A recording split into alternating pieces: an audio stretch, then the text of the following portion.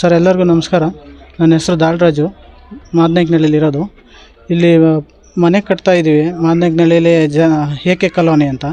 ನನ್ನ ಮನೆ ಕಟ್ಟೋಕ್ಕೆ ತುಂಬ ವರ್ಷದಿಂದ ತೊಂದರೆ ಕೊಡ್ತಾಯಿದ್ದಾರೆ. 2022ರಿಂದ ಜಾತಿ ನಿಂದನೆ ಆಗಿದೆ ಪಾರ್ವತಮ್ಮ ಅನ್ನೋರ ಕಡೆಯಿಂದ, ಪಾರ್ವತಮ್ಮ ಮುರಳಿ ಆಚಾರ್.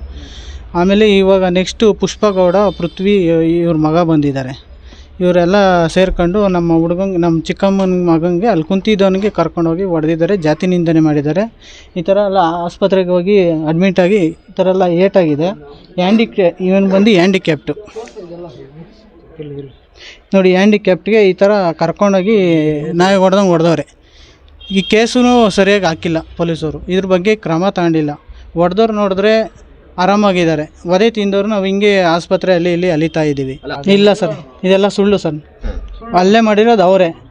ಇವು ನೋಡ್ದಿರೋ ವಧೆ ತಿಂದಿರೋರು ಹೇಳ್ತಾವ್ರಲ್ಲ, ಅಲ್ಲೇ ಮಾಡಿರೋದು ಯಾರ್ಯಾರು ಅಂತ ಈ ವಧೆ ತಿಂದಿರೋರು ಹೇಳ್ತಿದ್ದಾರೆ.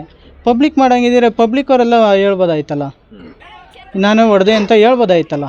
ಈಗ ಒಬ್ಬ ಸಾಕ್ಷಿ ನೋಡಿದ್ದಾರೆ, ಅವ್ರ ಮನೆಗಿರೋರೆ, ಅವ್ರ ಮನೆ ಮುಂದೆ ಕುಂತಿದ್ದ ಪಾಪ ಅವನು, ಅವ್ರಿಗೆ ಬಾಯಿ ಮುಚ್ಚಿಸ್ಬಿಟ್ಟವ್ರೆ. ನೀನು ಹೇಳಿದ್ರೆ ಮನೆ ಖಾಲಿ ಮಾಡಿಸ್ತೀನಿ ನಿನಗೆ ಅಂದ್ಬಿಟ್ಟು ಅವ್ರಿಗೆ ಇದು ಮಾಡಿಬಿಟ್ಟವ್ರೆ. ಸರ್ ಅದು ನೋಡಿ, ಆ ಮನೆ ಒಂದು ಶೆಡ್ ಥರ ನಿರ್ಮಾಣ ಮಾಡಿದ್ದು, ಮನೆ ಐಟಮ್ ಸಿಮೆಂಟು ಹಾಕೋಕ್ಕೆ, ಆಮೇಲೆ ಜನ ಇರೋಕ್ಕೆ ಅಂತ ಆ ಜಾಗದಲ್ಲಿತ್ತು. ಅದು ನಮ್ಮ ಜಾಗ, ನಮ್ಮ ಚಿಕ್ಕಮ್ಮನ ಮಗ.